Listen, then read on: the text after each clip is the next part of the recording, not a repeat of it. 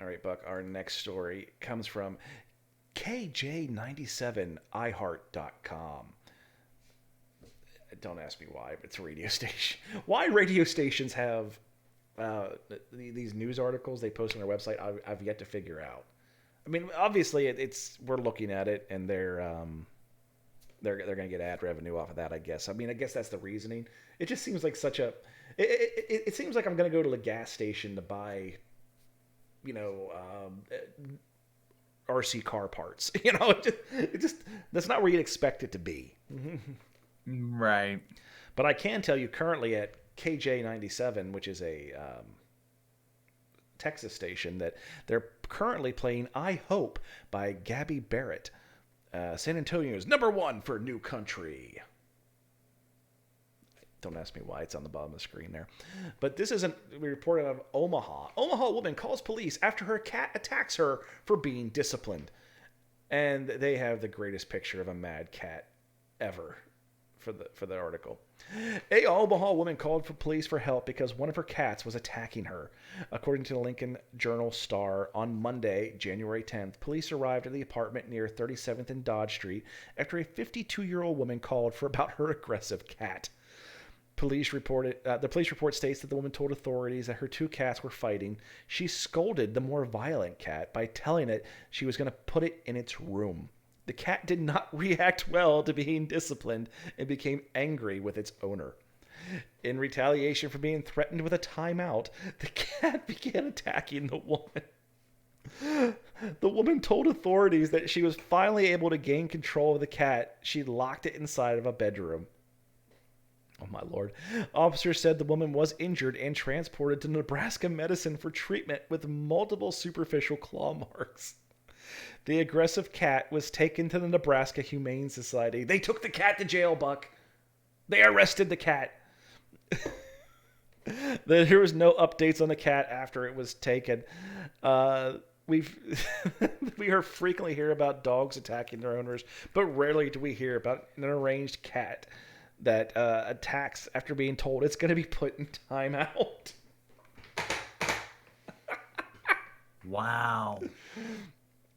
We're going to put you in timeout. Oh, fuck you, lady. I'm going to claw the shit out of you. Wow. I mean, what's there to say about that? Wow. So, Sounds like somebody got a real angry pussy. That's all I gotta say. You know what? I mean, if you weren't gonna throw that joke out there, I have to. It's almost an obligation, dude. With a story like this, how can we not go there? true. How can we not go there? True. Yeah. And I've been clawed and I've been bit by a cat. It's not fun. But, jeez. But, Have you ever I've never actually have threatened you a ever cat been with attacked timeout. so bad? I've never actually threatened a Have you? cat with timeout, though. Yeah, I'm saying, have you ever been injured by a cat that bad that it required you to be taken to a medical care facility? Yeah, I don't think she probably had to be taken to a medical care facility. She just was. You know what? After you call the Or police to come handle your cat, you better make a show of it. hey, you know what? Regardless, regardless. I mean, yeah. You know what? Now that I think about it, I think your vein of thought there is a little bit more correct. But um, Have you I ever have mean, you ever like, been have you ever been attacked by a pet, Buck? no. Well, you know what? I had a dog. I had a dog that my Mexican roommate and I bought from. My God, tell me it was a Chihuahua. No, it was a Doberman. Oh shit. It was. Yeah, no, man, this dog was fucking. Oh, well, in Mexico, when they retire a police dog, it's not like some ceremony where they go to like their handler's house. It's more like they take it out to the side of the road and you know You're get rid of the retired. dog. Yeah, it's like, yeah, here's one last little kibble, maybe a treat, and then boom. And so we adopted a three-legged Doberman. Okay, it lost a leg, and the dog hated me. No, like don't. Like I actually have like nightmares sometimes because the dog hated me so bad. My Mexican roommate went to go visit his family in Veracruz and left me with the dog for 2 days. And I couldn't go through the front door of my house while my Mexican roommate was gone. I had to borrow borrow a ladder from my French neighbor because I lived next to a French dude. I was wondering why you kept going And referring to him as your Mexican roommate. Now it's yeah, more clear. Go on. yeah. Oh no, there was a big basket of basket of culture in that neighborhood, but no. So I had to go over to my French neighbor's house and be like, "Hey, man, I need a ladder." It was a very comical exchange because he didn't speak Spanish or English, and I don't speak French. So we muscled through that, and I had to climb through the second floor of my house to get into my bedroom to go to sleep every night because I couldn't go through the main portion of the home. Like the dog hated me that bad. It really, really did. So it never bit me. It never actually attacked me, but that's the closest I've come. Like if I would have got the door open, it would have came at me. Like I had to go up through a ladder into my bedroom. That was the only room that I could go into. I was pissing out the window. Like seriously, like like no, man. Like it was that bad. It was that bad. But that's the only and I had a dog that bit me once, but it wasn't even an attack. So that very loosely counts, but one now I've never been like actually attacked, just been really close to it.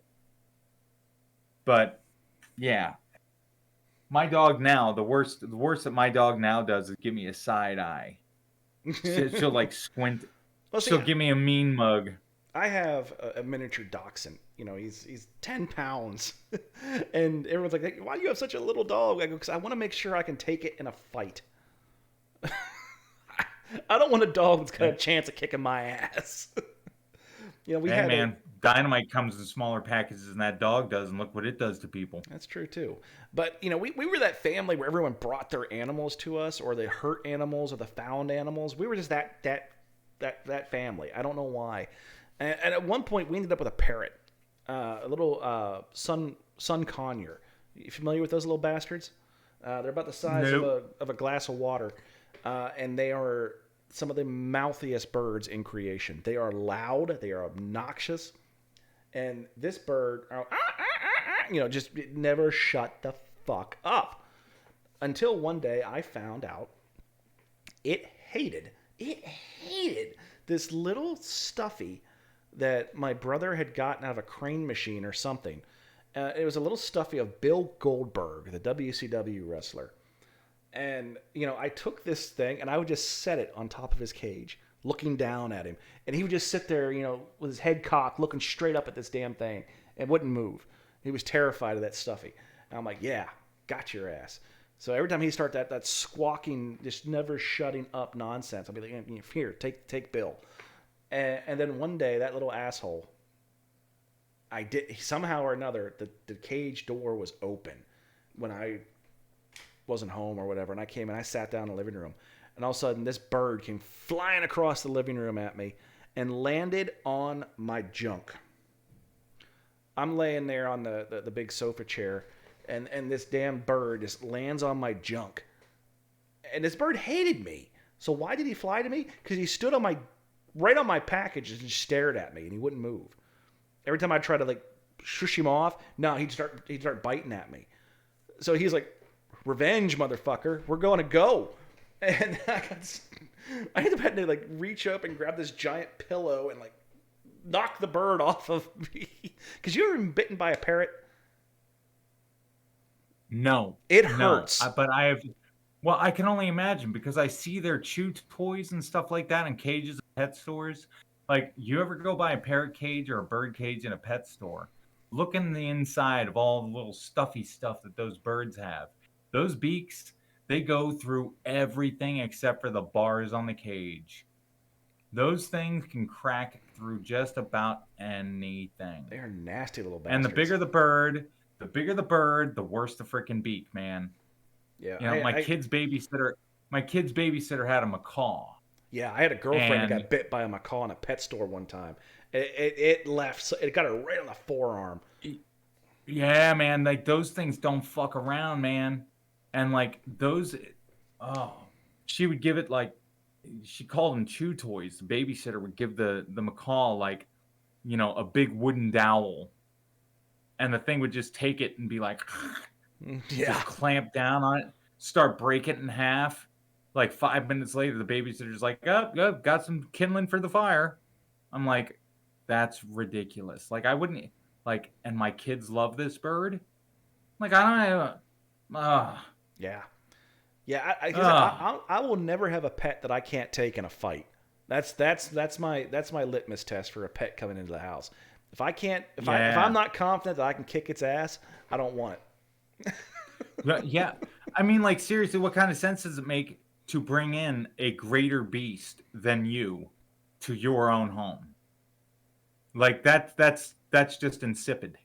Like no, anything that comes into my home, especially as a pet, I am the greater beast. Like that's it. Like that's it. I agree with your logic. People are like, "Oh yeah, I own a tiger." I'm like, you're fucking insane. You're just like one bad day away from being a meal. That's what you are. That's that's it, man. Like people who own pets like that, it's like, "Oh yeah, I've got a 30-foot freaking python." I'm like, "Oh really? Oh really? How do you fucking sleep at night? How do you put your head on your pillow?" This lady that we're talking about here, all that happened to her was her cat got on her because she was going to go into a timeout. Yeah, see, I've had pythons in the past, but I've had ball pythons. Ball pythons are unique in that if you get them when they're small and you put them in a small enclosure, like it's like a 15-gallon aquarium, they will grow to a size where it's like they're comfortable and then they stop.